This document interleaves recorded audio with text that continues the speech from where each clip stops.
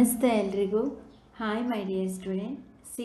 Last ಕ್ಲಾಸಲ್ಲಿ ನಾವು secondary sexual character and menstruation cycle ಇದ್ರ ಬಗ್ಗೆ ಡಿಸ್ಕಸ್ ಮಾಡಿದ್ವಿ. ನೆಕ್ಸ್ಟ್ ಅದನ್ನೇ ಕಂಟಿನ್ಯೂ ಮಾಡೋಣ. Breaking myths about menstruation. Myths ಅಂದರೆ ಮೂಢನಂಬಿಕೆಗಳು ಅಂತ ಹೇಳಿ ಕರೀತಾರೆ. ಅಂದರೆ ಈ ಮೆನ್ಸ್ಟ್ರುಯೇಷನ್, ಈ ಋತುಸ್ರಾವ ಆಗುವಾಗ ಇರ್ತಕ್ಕಂತಹ ಕೆಲವೊಂದು ಮೂಢನಂಬಿಕೆಗಳ ಬಗ್ಗೆ ಅವುಗಳನ್ನು ನಾವು ತೆಗೆದುಹಾಕೋಣ ಅಂಥೇಳಿ. ತುಂಬ ಪದ್ಧತಿಗಳಿದೆ ಅಲ್ವಾ.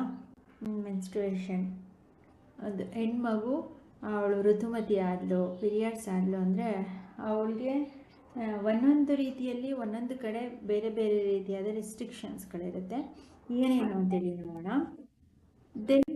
Many wrong beliefs about menstruation that often lead to unnecessary fear, shame, or even guilt. ಅಂದರೆ ಈ ಋತುಚಕ್ರದ ಬಗ್ಗೆ, ಈ ಋತುಸ್ರಾವದ ಬಗ್ಗೆ ಕೆಲವೊಂದು ತಪ್ಪು ನಂಬಿಕೆಗಳು, ತಪ್ಪು ಅಭಿಪ್ರಾಯಗಳಿದೆ. ಇದರಿಂದ ಏನಾಗುತ್ತೆ, ಆ ಒಂದು ಹೆಣ್ಣು ಮಗುವಿಗೆ ಭಯವನ್ನು ಉಂಟು ಮಾಡುವಂತಹ, ನಾಚಿಕೆ ಬರುವಂತಹ, ಮತ್ತು ಅವಳ ಮೇಲೆ ಅವಳೇ ಗಿಲ್ಟ್, ತನ್ನ ಮೇಲೆ ತನಗೇ ಒಂದು ರೀತಿ ಕೀಳು ಭಾವನೆ ಬರುವಂತಹ ಒಂದು ಸ್ಥಿತಿ ಬಂದ್ಬಿಡುತ್ತೆ. ದೀಸ್ ಬಿಲೀಫ್ಸ್,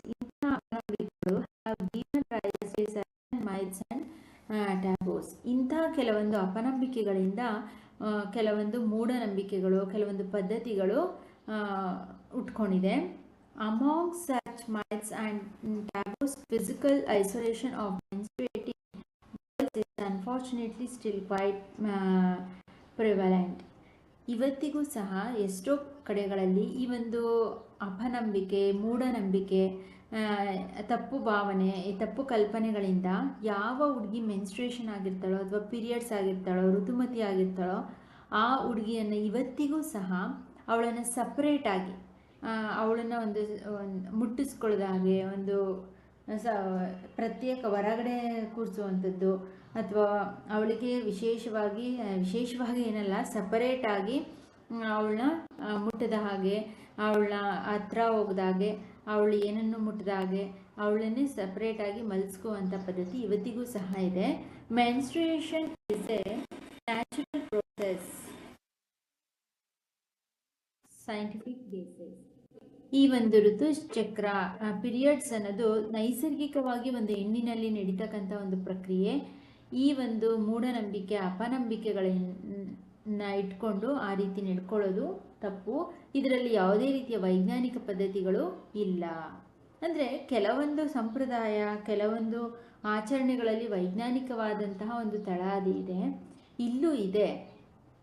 ಏನಪ್ಪ, ತುಂಬ ಹಳೆಯ ಕಾಲದಲ್ಲಿ ತುಂಬ ಹೆಣ್ಣು ಮಕ್ಕಳಿಗೆ ರಾಗಿ ಬೀಸುವಂಥದ್ದು, ಕಲ್ಲಿನಲ್ಲಿ ತುಂಬ ನೀರನ್ನು ತೆಗೆದುಕೊಂಡು ಬರೋದು ಕೆರೆಗಳಿಂದ, ಅಥವಾ ತುಂಬ ಕೆಲಸ ಮಾಡುವಂಥದ್ದು, ಅವ್ರಿಗೆ ಬಹಳ ದೈಹಿಕ ಶ್ರಮ ತುಂಬ ಇರ್ತಾಯಿತ್ತು ಪ್ರತಿದಿನವೂ.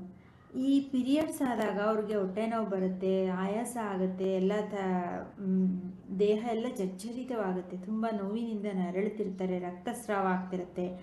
ಇದೆಲ್ಲ ಆಗಬೇಕಾದ್ರೆ ಎಲ್ಲ ಕೆಲಸಗಳು ಮಾಡಬಾರ್ದು ಎಂಬ ಕಾರಣಕ್ಕೆ ಆ 3 ದಿನನಾದರೂ ಆರಾಮಾಗಿರಲಿ,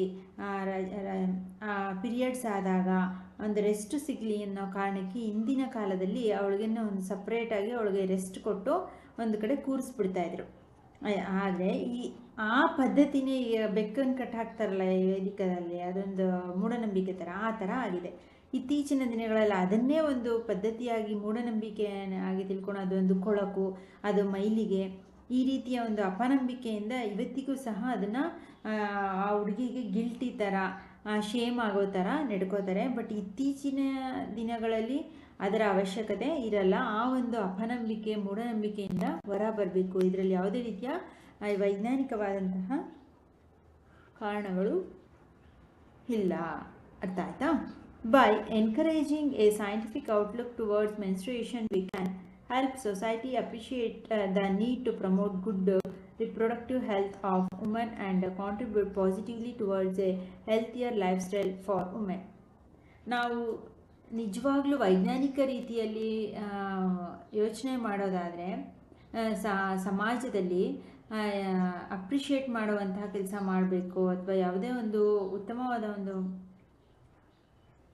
ಮಾರ್ಗದಲ್ಲಿ ಇರಬೇಕು ಅಂದರೆ ಆ ಒಂದು ಸಮಯದಲ್ಲಿ ಮೆನ್ಸ್ಟ್ರುಯೇಷನ್ ಆದಂತಹ ಸಮಯದಲ್ಲಿ ಹೆಣ್ಣು ಮಕ್ಕಳಿಗೆ ಧೈರ್ಯವನ್ನು ನೀಡುವಂಥದ್ದು, ಅವ್ರಿಗೆ ಅಗತ್ಯವಾದಂತಹ ಸೌಕರ್ಯ, ಸ್ವಚ್ಛತೆಯನ್ನು ಕಾಪಾಡ್ಕೊಳ್ಳೋದಕ್ಕೆ ಬೇಕಾದಂತಹ ಸೂಚನೆಯನ್ನು ನೀಡೋದು, ಉತ್ತಮ ಆಹಾರವನ್ನು ನೀಡೋದು, ಇದೆಲ್ಲ ಮಾಡೋದ್ರಿಂದ ಅವಳ ರಿಪ್ರೊಡಕ್ಟಿವ್ ಸಿಸ್ಟಮು, ಅವಳ ಆರೋಗ್ಯ ಉತ್ತಮವಾಗುತ್ತೆ. ಇದರಿಂದ ಸಮಾಜಕ್ಕೆ ಒಂದು ಉತ್ತಮ ಜೀವನ ಶೈಲಿಯನ್ನು ನಡೆಸೋದ್ರ ಜೊತೆಗೆ ಒಂದು ಹೆಂಗಸು ಅಥವಾ ಒಂದು ಹೆಣ್ಣು ಆರೋಗ್ಯಕರವಾಗಿ ಅವಳು ಸಂತಾನವನ್ನು ಉತ್ಪತ್ತಿ ಮಾಡೋದಕ್ಕೆ ಸೃಷ್ಟಿಯಾಗುವಂಥ ಉತ್ತಮ ಮಹಿಳೆಯಾಗಿ ರೂಪುಗೊಳ್ತಾಳೆ. Okay, see next. Adolescence is not just about physical changes or changes associated with reproductive capability, but also about emotional and behavioral changes. Let us discuss them. ಈ ಅಡೋಲೆಸೆನ್ಸ್ ಹದಿಹರೆಯ ಅನ್ನೋದು ಕೇವಲ ದೈಹಿಕವಾಗಿ ಆಗ್ತಕ್ಕಂಥ ಬದಲಾವಣೆ ಆ್ಯಂಡ್ ಮಾನಸಿಕವಾಗಿ ರಿಪ್ರೊಡಕ್ಟಿವ್ ಕೆಪಬಿಲಿಟಿಗೋಸ್ಕರನೇ ಆಗಿರುವಂಥದ್ದಲ್ಲ. ಅಂದರೆ ಅವಳು ಸಂತಾನೋತ್ಪತ್ತಿಯ ಸಾಮರ್ಥ್ಯವನ್ನು ಹೊಂದುವಂತಹ ಒಂದು ಹಂತ, ಬರೀ ಅದು ಮಾತ್ರ ಅಲ್ಲ. ಸಂತಾನೋತ್ಪತ್ತಿ ಮಾಡೋದಕ್ಕೇ ಅವಳು ಸಾಮರ್ಥ್ಯವನ್ನು ಹೊಂದೋಕ್ಕೆ ಇರುವಂಥ ಹಂತನೇ ಹದಿಹರೆಯ ಅಂತ ಮಾತ್ರ ಅಲ್ಲ, ಎಮೋಷನಲ್ ಆ್ಯಂಡ್ ಬಿಹೇವಿಯರಲ್ ಚೇಂಜಸ್ ಸಹ ಇದರಲ್ಲಿ ಒಳಗೊಂಡಿರುತ್ತೆ. ಅವಳ ಯಾವುದೇ ಒಂದು ಹುಡುಗ ಮತ್ತು ಹುಡುಗಿಯಲ್ಲಿ ಭಾವನಾತ್ಮಕವಾಗಿ ಮತ್ತು ಅವರ ಚಟುವಟಿಕೆಯಲ್ಲಿ ಅವರ ವರ್ತನೆ ಮತ್ತು ಭಾವನೆ ಇವೆರಡನ್ನೂ ಸಹ ಒಳಗೊಂಡಿರುವಂಥ ಅತ್ಯಂತ ಪ್ರಮುಖವಾದ ಅಂತಲೇ ಅಡೋಲೆಸೆನ್ಸ್ ಆಗಿರುತ್ತೆ. ನೀವು ಸಹ ಇದನ್ನು ಫೇಸ್ ಮಾಡ್ತಿರ್ತೀರ.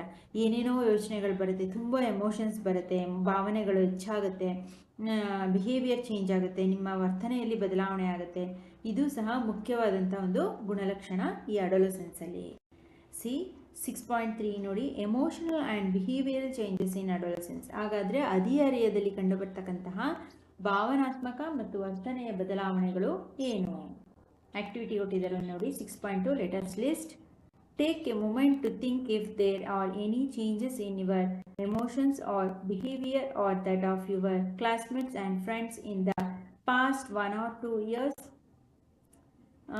ಈ ಹಿಂದೆ 1 ರಿಂದ 2 ವರ್ಷದ ಹಿಂದೆ ಏನಾದರೂ ನಿಮ್ಮ ಕ್ಲಾಸ್ಮೇಟ್ಸಲ್ಲಿ, ನಿಮ್ಮ ಫ್ರೆಂಡ್ಸ್ ಹತ್ರ ಅಥವಾ ನಿಮ್ಮ ಸಹಪಾಠಿಗಳು ಅವರ ವರ್ತನೆಯಲ್ಲಿ ಅಥವಾ ಅವರ ಆಲೋಚನೆಯಲ್ಲಿ ಅಥವಾ ಅವರ ಬಿಹೇವಿಯರಲ್ಲಿ ಏನಾದರೂ ಬದಲಾವಣೆ ಆಗಿರೋದನ್ನು ಗಮನಿಸಿದ್ದೀರಾ? These changes may be exciting, confusing or both. ಅವರಲ್ಲಿ ಯಾವ ರೀತಿ ಬದಲಾವಣೆ ಇರುತ್ತೆ ಅಂದರೆ, ಅವರು ತುಂಬ ಎಕ್ಸೈಟಿಂಗ್, ಉತ್ಸುಕರಾಗಿರ್ತಾರೆ, ಸ್ವಲ್ಪ ಗೊಂದಲದಲ್ಲಿರ್ತಾರೆ. ನೀವು ಇದನ್ನು ಫೇಸ್ ಮಾಡ್ತಿರ್ತೀರ. ಕೆಲವೊಂದು ಡಿಸಿಷನ್ಗಳನ್ನ ಮಾಡಬೇಕೋ ಬೇಡವೋ. ತುಂಬ ಚಿಕ್ಕವರಾಗಿದ್ದಾಗ ದೊಡ್ಡವ್ರನ್ನ ಕೇಳಿ ತಿಳ್ಕೊಳ್ತಾ ಇದ್ವಿ, ಬೇಡ ಅಂದರೆ ಅವ್ರು ಸುಮ್ಮನೆ ಆಗ್ತಿದ್ವಿ. ಈ ಅಡೋಲೆಸೆನ್ಸ್ ಹದಿಹರೆಯಕ್ಕೆ ಬಂದಾಗ ನೀವೇ ಅದ ಡಿಸಿಷನ್ನ ತಗೋಬೇಕೋ ಬೇಡವೋ, ಸರಿನೋ ತಪ್ಪೋ, ಈ ರೀತಿಯ ಗೊಂದಲಗಳು ತುಂಬ ಇರುತ್ತೆ. ಕೆಲವೊಂದು ವಿಷಯಗಳಲ್ಲಿ ತುಂಬ ಎಕ್ಸೈಟಿಂಗ್ ಆಗಿರ್ತಾರೆ. ಗೊತ್ತಾಯ್ತಾ? ಈ ರೀತಿ ಎಲ್ಲ ಆಗುತ್ತೆ. Letters list some emotional changes in table 6.2 along with there probable effects on behavior and ways for positive growth and development. ಹಾಗಾದರೆ ಅಡೋಲೆಸೆನ್ಸಲ್ಲಿ ಯಾವ ರೀತಿಯ ಭಾವನಾತ್ಮಕ ಬದಲಾವಣೆಗಳಾಗುತ್ತೆ ಅದನ್ನು ಈ ಲಿಸ್ಟ್ನಲ್ಲಿ, ಈ ಒಂದು ಟೇಬಲ್ನಲ್ಲಿ ನೋಟ್ ಮಾಡಿ. ಹಾಗೆ ಪ್ರೊಬಾಬಲ್ ಎಫೆಕ್ಟ್ಸ್ ಆಫ್ ಬಿಹೇವಿಯರ್, ಅವರ ವರ್ತನೆಯಲ್ಲಿ ಆಗ್ತಕ್ಕಂಥ ಕೆಲವೊಂದು ಬದಲಾವಣೆಯ ಪರಿಣಾಮಗಳು, ಹಾಗೆ ಅದರಿಂದ ಆಗ್ತಕ್ಕಂಥ ಪಾಸಿಟಿವ್ ಗ್ರೋತ್ ಆ್ಯಂಡ್ ಡೆವಲಪ್ಮೆಂಟು, ಧನಾತ್ಮಕ ಚಿಂತನೆಗಳು, ಅದರ ಒಂದು ಬೆಳವಣಿಗೆ, ಧನಾತ್ಮಕ ಬೆಳವಣಿಗೆ, ಅದರ ಅಭಿವೃದ್ಧಿ, ಇದನ್ನು ಸಹ ಇಲ್ಲಿ ಕೆಲವೊಂದನ್ನು ಕೊಟ್ಟಿದ್ದಾರೆ. ಅದ್ರ ಜೊತೆಗೆ ನೀವು ಸಹ ಆ್ಯಡ್ ಮಾಡಿ ಅಂತೇಳಿ ಹೇಳ್ತಿದ್ದಾರೆ. Emotional changes, there probable effects on behaviour and ways for positive growth and development. First, key emotional changes. So mood swings. First one ಏನು ಕೊಟ್ಟಿದ್ದಾರೆ? ಚಿತ್ತ ಚಾಂಚಲ್ಯ. ಅಂದರೆ ನಿಮಗೆ ಏನಾದರೂ ಒಂದು ಕೆಲಸ ಮಾಡ್ತಿರ್ತೀರ, ಮನಸ್ಥಿತಿ ಅನ್ನೋದು ಒಂದೇ ಸಮ ಇರಲ್ಲ. ಒಂದ್ಸಲ ಏನೋ ಮಾಡಬೇಕು ಅನಿಸುತ್ತೆ, ಒಂದ್ಸಲ ಏನೋ ಆಲೋಚನೆ ಮಾಡಬೇಕು ಅನಿಸುತ್ತೆ. ನಿಮ್ಮ ಮನಸ್ಸು ಚಂಚಲವಾಗಿರುತ್ತೆ, ಅಂದರೆ ಬೇಗ ಸ್ವಿಂಗಿಂಗ್ ಆಗ್ತಿರುತ್ತೆ, ಜಂಪ್ ಮಾಡ್ತಿರುತ್ತೆ ನಿಮ್ಮ ಮನಸ್ಸು.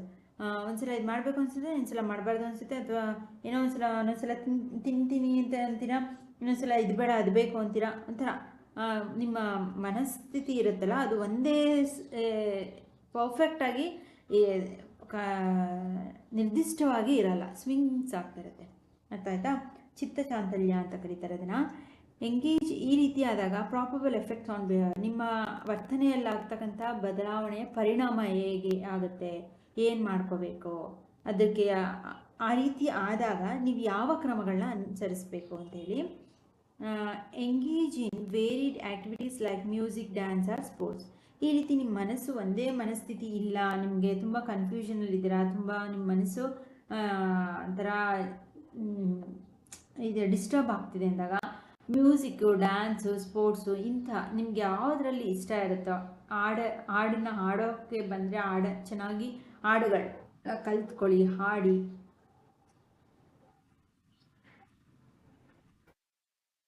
ಇಲ್ಲ ನನಗೆ ಮ್ಯೂಸಿಕ್ ಕೇಳಿದ್ರೆ ನನ್ನ ಮನಸ್ಸು ಕಾನ್ಸ್ಟೆಂಟ್ ಒಂದು ನಿರ್ದಿಷ್ಟ ಸ್ಥಿತಿಗೆ ಬರುತ್ತೆ ಮನಸ್ಸು ಅನ್ನೋದಿದ್ರೆ ಒಳ್ಳೊಳ್ಳೆ ಸಾಂಗ್ಗಳನ್ನ ಕೇಳಿ.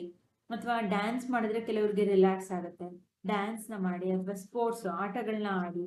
ಈ ರೀತಿಯಾಗಿ ನಿಮ್ಮನ್ನು ನೀವು ಒಂದು ಯಾವುದಾದ್ರೂ ಒಂದು ಚಟುವಟಿಕೆಯಲ್ಲಿ ತೊಡಗಿಸ್ಕೊಳ್ಳಿ.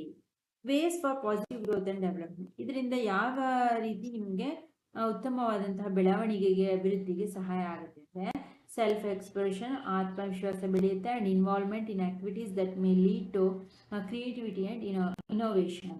ನೀವು ಈ ರೀತಿ ಕೆಲವೊಂದು ಆಕ್ಟಿವಿಟಿಗಳಲ್ಲಿ, ಚಟುವಟಿಕೆಗಳಲ್ಲಿ ತೊಡಕೊಂಡಾಗ ನಿಮಗೆ ಆತ್ಮವಿಶ್ವಾಸ ಬೆಳೆಯುತ್ತೆ. ಹಾಗೆ ಹೊಸದನ್ನು ತಿಳ್ಕೊಳ್ತೀರಾ, ಹೊಸದನ್ನು ಮಾಡೋದಕ್ಕೆ, ಹೊಸದನ್ನು ಕಂಡುಹಿಡಿಯೋದಕ್ಕೆ. ಆ ಆ್ಯಕ್ಟಿವಿಟಿನಲ್ಲಿ, ಚಟುವಟಿಕೆಯಲ್ಲಿ ತೊಡ್ಕೊಂಡಾಗ ನಿಮಗೆ ಯಾವುದೋ ಒಂದು ಹೊಸದನ್ನು ಮಾಡಬೇಕು ಅನ್ನೋ ಒಂದು ಆಲೋಚನೆಗಳು ಬರುತ್ತೆ. ಸ್ಟ್ರಾಂಗ್ ಎಮೋಷನ್, ತೀವ್ರವಾದಂತಹ ಭಾವನಾತ್ಮಕ ಭಾವನೆಗಳು. ಕೆಲವೊಂದ್ಸಲ ತುಂಬ ಎಮೋಷನಲ್ ಆಗಿಬಿಡ್ತೀಯಾ ಅಂತಾರೆ, ನಮಗೆ ಅನಿಸುತ್ತೆ ತುಂಬ ಎಮೋಷನಲ್ ಆಗ್ಬಿಟ್ಟು ಯಾರೋ ಒಬ್ಬರು ತುಂಬಾ ಹಚ್ಕೊಂಡ್ಬಿಡೋದು, ಅವ್ರನ್ನ ತುಂಬ ನೆನಪು ಮಾಡ್ಕೊಳ್ಳೋವಂಥದ್ದು. ಆ ರೀತಿ ಎಲ್ಲ ಆದಾಗ ಅಯ್ಯೋ ಅವ್ರನ್ನ ನಾನು ಮಾತಾಡಿಸ್ಲೇಬೇಕು, ಅವ್ರು ನೋಡಲೇಬೇಕು, ಈ ರೀತಿ ಎಲ್ಲ ತೀವ್ರ ಸ್ಟ್ರಾಂಗ್ ಎಮೋಷನ್ಸ್ ಆದಾಗ ಇನ್ಕ್ರೀಸ್ಡ್ ಸೆನ್ಸಿಟಿವಿಟಿ, ಹೆಚ್ಚಿನ ಸಂವೇದನೆ, ನಿಮ್ಮ ಸೆನ್ಸಿಟಿವಿಟಿನ, ನಾನು ಏನು ಮಾಡ್ತಿದ್ದೀನಿ, ಇದು ಮಾಡ್ತಿರೋದು ಸರಿನಾ ತಪ್ಪಾ ಅನ್ನೋ ಆ ಒಂದು ಸಂವೇದನೆಗೆ ಒಳಗಾಗಿ ಅದನ್ನು ಹೆಚ್ಚು ಮಾಡ್ಕೊಳ್ಳಿ. ಇದರಿಂದ ಏನಾಗುತ್ತೆ, ಕಂಪ್ಯಾಷನ್, ಸಹಾನುಭೂತಿ ಉಂಟಾಗುತ್ತೆ. ಇನ್ವಾಲ್ವ್ಮೆಂಟ್ ಇನ್ ಸೋಷಿಯಲ್ ವರ್ಕ್, ನಿಮ್ಮ ಬಗ್ಗೆ ನಿಮಗೆ ಅಂದರೆ ಇದು ಬೇರೆಯವ್ರ ಬಗ್ಗೆ ಅಥವಾ ಯಾವುದೋ ಒಂದು ಅದು ಬ್ಯಾಡ್ ಇರ್ಬೋದು ಅಥವಾ ಗುಡ್ ಇರ್ಬೋದು, ತೀರಾ ಎಮೋಷನಲ್ ಆಗಿ ಹೋಗೋದನ್ನ ಅವಾಯ್ಡ್ ಮಾಡಿ.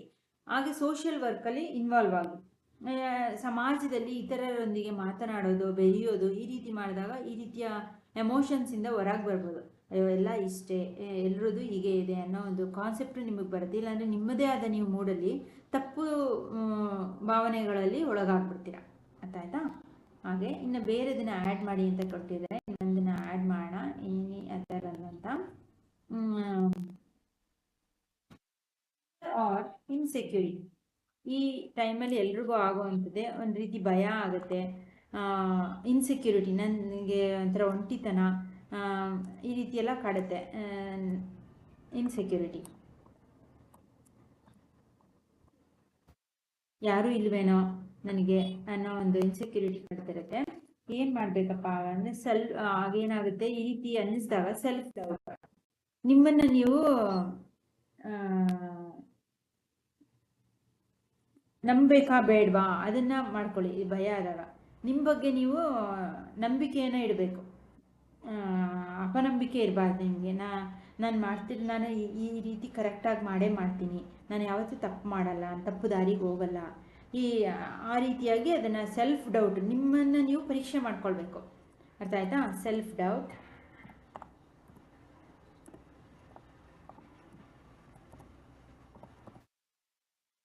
ಆಗೇನಾಗುತ್ತೆ, ಇದರಿಂದ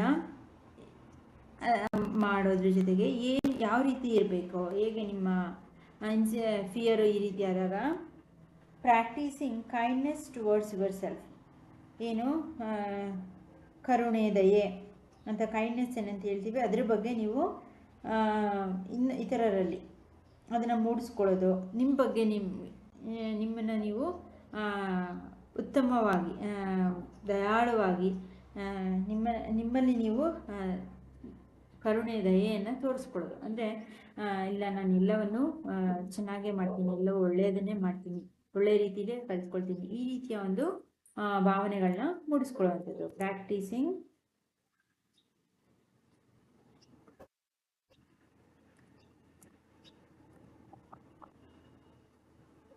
kindness towards self.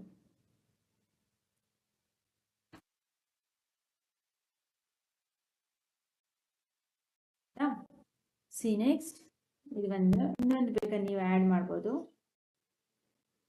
While discussing table 6.2, you may have explored the diverse behavioral changes in adolescent. ಇಲ್ಲಿ 6.2 ಈ ಟೇಬಲ್ನ ಡಿಸ್ಕಸ್ ಮಾಡಿದ್ಮೇಲೆ ನಿಮ್ಗೆ ಅನಿಸಿರುತ್ತೆ ನಮಗೆ ಗೊತ್ತಿಲ್ಲದೆ ಇರ್ತಕ್ಕಂತಹ ಕೆಲವೊಂದು ಹೊಸ ಹೊಸ ಭಾವನೆಗಳು, ನಮ್ಮಲ್ಲಿ ವರ್ತನೆಗಳು ವಿವಿಧ ರೀತಿಯಲ್ಲಿ ಈ ಹದಿಹರೆಯದಲ್ಲಿ ಉಂಟಾಗುತ್ತೆ, ಕಂಡು ಬರುತ್ತೆ ಅಂತೇಳಿ. ಅಂದರೆ ಅವು ಡೈವರ್ಸ್ ಹೊಸದಾಗಿ ಅಂದರೆ ನಮಗೆ ತಿಳಿದೇ ಇರ್ತಕ್ಕಂಥ ಎಷ್ಟೋ ಭಾವನೆಗಳು ಈ ಒಂದು ಹದಿಹರೆಯದಲ್ಲಿ ತುಂಬ ವೇಗವಾಗಿ ಆಗ್ತಿರುತ್ತೆ. This is because adolescence is often marked by stronger emotions than childhood. ಹಾಗಾಗಿ ಈ ಒಂದು ಹದಿಹರೆಯದಲ್ಲಿ ನಾವು ಚಿಕ್ಕ ಮಕ್ಕಳಿದ್ದಾಗ ಇರುವಂತಹ ಭಾವನೆಗಳಿಗೆ ಕಂಪೇರ್ ಮಾಡಿದ್ರೆ ತುಂಬ ತೀವ್ರವಾದ ಭಾವನಾತ್ಮಕ ಆಲೋಚನೆಗಳು ಈ ಒಂದು ಅಡೋಲೆಸೆನ್ಸಲ್ಲಿ ಕಂಡು ಬರುತ್ತೆ ಮತ್ತು ಗುರುತಿಸ್ತಾರೆ. These emotions might affects adolescent behaviour like taking up joining social in activities to support the needy and the disadvantaged or developing a deeper interest in new areas. ಈ ರೀತಿಯ ಒಂದು ಭಾವನೆಗಳ ಪರಿಣಾಮದಿಂದಲೇ ಅಡೋಲೆಸೆನ್ಸಲ್ಲಿ ಅವರಲ್ಲಿ ಅತಿಯಾದ ಅವರ ವರ್ತನೆಯಲ್ಲಿ ಬದಲಾವಣೆಗಳಾಗುತ್ತೆ. ಸಾಮಾಜಿಕವಾಗಿ ಇತರ ಚಟುವಟಿಕೆಗಳಲ್ಲಿ ತೊಡಗಿಸ್ಕೊಳ್ತಾರೆ ತಮ್ಮನ್ನು ತಾವು. ಕೆಲವೊಂದ್ಸಲ ಅವರ ಇದರಿಂದ ಅವ್ರಿಗೆ ಡಿಸ್ಅಡ್ವಾಂಟೇಜು ಆಗುತ್ತೆ, ಅನಾನುಕೂಲನೂ ಆಗುತ್ತೆ. ಕೆಲವೊಬ್ರು ಒಳ್ಳೆ ರೀತಿಯಲ್ಲಿ ಸಾಮಾಜಿಕವಾಗಿ ಅವರನ್ನು ಅವರು ತೊಡಗಿಸ್ಕೊಂಡ್ರೆ, ಇನ್ನು ಕೆಲವರಿಗೆ ಸಿಗ್ತಕ್ಕಂತಹ ದಾರಿಗಳು ಸರಿ ಇಲ್ಲದೆ ಇದ್ದಾಗ ಅದರಿಂದ ಅವ್ರಿಗೆ ಅನಾನುಕೂಲನೂ ಆಗುತ್ತೆ. ಇದರಿಂದ ಸಮಾಜದಲ್ಲಿ ಹೊಸ ಒಂದು ಸ್ಥಳಗಳಿಗೆ ಏನಂದರೆ ಹೊಸ ಒಂದು ಫೀಲ್ಡ್ಗೆ ಆ ಒಂದು ಕೆಲವರು ಯಾವರಿಗೆ ಯಾವ್ಯಾವುದನ್ನು ಆಯ್ಕೆ ಮಾಡ್ಕೊಳ್ತಾರೆ, ಯಾವುದನ್ನು ಅತಿಯಾಗಿ ಡೀಪರ್ ಆಗಿ ಯಾವುದ್ರ ಬಗ್ಗೆ ಅತಿಯಾದ ಆಸಕ್ತಿಯನ್ನು ತೋರ್ತಾರೆ, ಅದು ಅವರನ್ನು ಬೇರೆ ಬೇರೆ ಇತರ ದಾರಿಗಳಿಗೆ ಅವರನ್ನು ಕರ್ಕೊಂಡು ಹೋಗುತ್ತೆ. ಕೆಲವ್ರನ್ನ ಅಬ್ಸರ್ವ್ ಮಾಡಿರ್ಬೋದು, ಅವರು ಅತಿಯಾಗಿ ನಾನು ಎಂಜಾಯ್ ಮಾಡಬೇಕು, ತುಂಬ ಇಂಥದ್ದನ್ನು ನನಗೆ ಬೇಕು ಅಂದಾಗ ಕೆಲವರು ಆ ಒಂದು ಹದಿಹರೆಯದಲ್ಲೇ ತುಂಬ ಇಂಟ್ರೆಸ್ಟನ್ನು ತೋರಿಸಿ ಒಳ್ಳೆ ದಾರಿಯಲ್ಲಿ ಹೋಗ್ತಾರೆ. ಕೆಲವರಿಗೆ ಒಂದು ಮ್ಯೂಸಿಕ್ ಇಂಟ್ರೆಸ್ಟ್ ಇರುತ್ತೆ, ಕೆಲವ್ರಿಗೆ ಒಂದು ಸ್ಪೋರ್ಟ್ಸ್ ಇಂಟ್ರೆಸ್ಟ್ ಇರುತ್ತೆ, ಕೆಲವ್ರಿಗೆ ನಾನು ಆ ಹದಿಹರೆಯದಲ್ಲಿ ತುಂಬ ಎಂಜಾಯ್ ಮಾಡಬೇಕು, ನಾನು ತುಂಬ ಜಾಲಿಯಾಗಿರಬೇಕು. ಕೆಲವರು ಈ ಡ್ರಿಂಕ್ಸ್ನ ಮಾಡುವಂಥದ್ದು, ಕೆಲವರು ಸಿಗರೇಟ್ನ ಸೇರುವಂಥದ್ದು, ಅದರಲ್ಲಿ ಖುಷಿ ಸಿಗುತ್ತೆ ಅಂತೇಳಿ ಅದನ್ನೇ ಅತಿಯಾಗಿ ಹಚ್ಕೊಳ್ಳೋ ಅಂಥದ್ದು. ಇದು ಅವರಿಗೆ ಡಿಸ್ಅಡ್ವಾಂಟೇಜ್. ಅವರ ಆರೋಗ್ಯಕರವಾಗಿ ಸಾಮಾಜಿಕವಾಗಿ ಇದರಿಂದ ಅವರು ಅನಾನುಕೂಲಕ್ಕೆ ಒಳಗಾಗ್ತಾರೆ. ನಿಮ್ಮ ಆಯ್ಕೆ ಈ ಹದಿಹರೆಯದಲ್ಲಿ ತುಂಬ ಉತ್ತಮವಾಗಿರಬೇಕು ಮತ್ತು ಪಾಸಿಟಿವ್ ಆಗಿ ಧನಾತ್ಮಕವಾಗಿರಬೇಕು. ಅದೇ ನಿಮ್ಮ ಮುಂದಿನ ಭವಿಷ್ಯಕ್ಕೆ ಒಂದು ತಳಹದಿಯನ್ನು ಹಾಕಿಕೊಳ್ಳುವಂಥದ್ದು. ನಿಮ್ಮ ಆಯ್ಕೆ ಏನಿರುತ್ತೆ ಹದಿಹರೆಯದಲ್ಲಿ ಅದೇ ನಿಮ್ಮ ಭವಿಷ್ಯ ಆಗಿರುತ್ತೆ. ಅರ್ಥ ಆಯ್ತಾ? Understanding how our emotions influence our behaviour and actions can helps us make better choice and response to situation thoughtfully. ಹೇಳಿದ್ದಾರೆ ನೋಡಿ, ನಾವು ಯಾವುದನ್ನು ಯಾವ ರೀತಿ ಯಾವ ಭಾವನೆಗಳನ್ನು ಅರ್ಥ ಮಾಡಿಕೊಂಡು ನಮ್ಮ ವರ್ತನೆಗಳು ಹೇಗೆ ಬದಲಾಗುತ್ತೋ, ನಮ್ಮ ವರ್ತನೆಗಳಲ್ಲಿ ಈಗ ಕೆಲವರು ಬೇಗ ಕೋಪ ಮಾಡ್ಕೊಂಡು ಯಾರಿಗೋ ತುಂಬ ಹೊಡಿಯೋದು, ಅವ್ರನ್ನ ಕಿಚ್ಚೋದು, ಅಥವಾ ಅವ್ರ ವಿರುದ್ಧ ರಿವೆಂಜ್ನ ತೀರಿಸ್ಕೊಳ್ಳೋದು, ಇದನ್ನೇ ಕಂಟಿನ್ಯೂ ಮಾಡ್ಕೊಂಡು ಹೋದರೆ ಹದಿಹರೆಯದಲ್ಲಿ ಎಲ್ರಿಗೂ ತುಂಬ ಬೇಗ ಕೋಪ ಬರುತ್ತೆ. ಆದರೆ ಯಾರು ಅದನ್ನು ಕಂಟ್ರೋಲ್ ಮಾಡಿಕೊಂಡು ಅವ್ರನ್ನ ಅವರು ಅರ್ಥ ಮಾಡಿಕೊಂಡು ಹೇಗೆ ನಡ್ಕೊಳ್ತಾರೆ, ಅವರ ಬಿಹೇವಿಯರ್ ಹೇಗಿರುತ್ತೆ, ಅದು ಅವರ ಭವಿಷ್ಯವನ್ನು ರೂಪಿಸುತ್ತೆ ಅಂತ. ಇಲ್ಲ ಅದನ್ನೇ better choice and response to situation. ನೀವು ಯಾವುದೇ ಒಂದು ಸಿಚುವೇಶನ್ನ ಅರ್ಥ ಮಾಡ್ಕೊಂಡು ಅದಕ್ಕೆ ಸರಿಯಾದ ಒಂದು ರೆಸ್ಪಾನ್ಸನ್ನು ಪ್ರತಿಕ್ರಿಯೆಯನ್ನು ನೀಡೋದ್ರಿಂದನೇ ನಿಮ್ಮ ಬದುಕಿನ ಉತ್ತಮ ಆಯ್ಕೆ ಅದಾಗಿರುತ್ತೆ. ನಿಮ್ಮನ್ನು ನೀವು ಯಾವಾಗ ಈ ಹದಿಹರೆಯದಲ್ಲಿ ಕಂಟ್ರೋಲ್ ಮಾಡ್ಕೊಂಡು ಯಾವುದು ಸರಿ ಯಾವುದು ತಪ್ಪು ಅಂತ ತಿಳ್ಕೊಳ್ತೀರೋ ಅದೇ ನಿಮ್ಮ ಭವಿಷ್ಯದ ಒಂದು ಗ್ರೇಡ್ ಮಾರ್ಕ್ ಆಗಿರುತ್ತೆ. ಓಕೆನಾ? ಹಾಗಾಗಿ ಪ್ರತಿಯೊಬ್ಬರು ಅಡೋಲೆಸೆನ್ಸಲ್ಲಿ ನಿಮ್ಮನ್ನು ನೀವು ಅರ್ಥ ಮಾಡ್ಕೊಳ್ಳಿ. ನೀವು ಮಾಡ್ತಿರೋದು ಸರಿನೋ ತಪ್ಪೋ ತಿಳ್ಕೊಳ್ಳಿ. ಅದನ್ನು ಅರ್ಥ ಮಾಡ್ಕೊಂಡು ಆದಷ್ಟು ಎಮೋಷನ್ಸ್ಗಳನ್ನ ಇನ್ಫ್ಲುಯೆನ್ಸ್ ಮಾಡಬೇಡಿ, ಅದು ಎಂಟರ್ಟೈನ್ ಮಾಡಬೇಡಿ. ಉತ್ತಮವಾದಂತಹ ಫ್ರೆಂಡ್ಲಿ ಆಗಿರ್ತಕ್ಕಂತಹ ಒಳ್ಳೆಯ ಭಾವನೆಗಳಿಗೆ ಇನ್ಫ್ಲೂಯೆನ್ಸ್ಡ್ ಇರಲಿ. ಈ ಥರ ನಿಮ್ಮ ಭವಿಷ್ಯಕ್ಕೆ ಹಾನಿ ಉಂಟು ಮಾಡುವಂತಹ ಯಾವುದೇ ರೀತಿಯ ಎಮೋಷನ್ಸ್ಗಳನ್ನ ನೀವು ಎಂಟರ್ಟೈನ್ನ ಮಾಡಿ. ಇಷ್ಟರಲ್ಲಿ ನೆಕ್ಸ್ಟ್ ಕ್ಲಾಸ್ 6.4 ಇಲ್ಲಿಂದ ಡಿಸ್ಕಸ್ ಮಾಡೋಣ. ಏನಾದ್ರು ಡೌಟ್ಸ್ ಇತ್ತು ಗೊತ್ತಾಗಲ್ಲ ಕಮೆಂಟ್ ಮಾಡಿ. ಆದಷ್ಟು ಆಡಿಯೋನ ಕೇಳಿ, ಬಿಕಾಸ್ ನ್ಯೂ ಸಿಲೆಬಸ್ಸು ಸ್ವಲ್ಪ ಟಫ್ ಆಗುತ್ತೆ. ಆ್ಯಂಡ್ ದೆನ್ ಶೇರ್ ಮಾಡಿ ನಿಮ್ಮ ಫ್ರೆಂಡ್ಸ್ಗಳಿಗೂ, ಅವ್ರಿಗೂ ಸಹ ಅರ್ಥ ಮಾಡ್ಕೊಳ್ಳಿ. ಆ್ಯಂಡ್ ಕೊಡ್ತಕ್ಕಂಥ ಹೋಮ್ವರ್ಕ್ ಕ್ವಶನ್ಸ್ಗೆ ನೀವೇ ಆನ್ಸರ್ ಮಾಡೋಕ್ಕೆ ಟ್ರೈ ಮಾಡಿ. LBA ನೋಟ್ಸ್ ಬಂದಮೇಲೆ ನೋಟ್ಸನ್ನು ಕೊಡ್ತೀನಿ, ಓಕೆನಾ? ಇವತ್ತಿನ ಹೋಮ್ವರ್ಕ್ ಕ್ವಶನ್ಸ್ನ ತಗೊಳ್ಳಿ. Right A short note on baking menstruation. Short note ಬರೀರಿ, ಪಾಯಿಂಟ್ಸ್ ವೈಸ್ ಮಾಡಿ ಬರೀರಿ ಇದ್ರ ಬಗ್ಗೆ.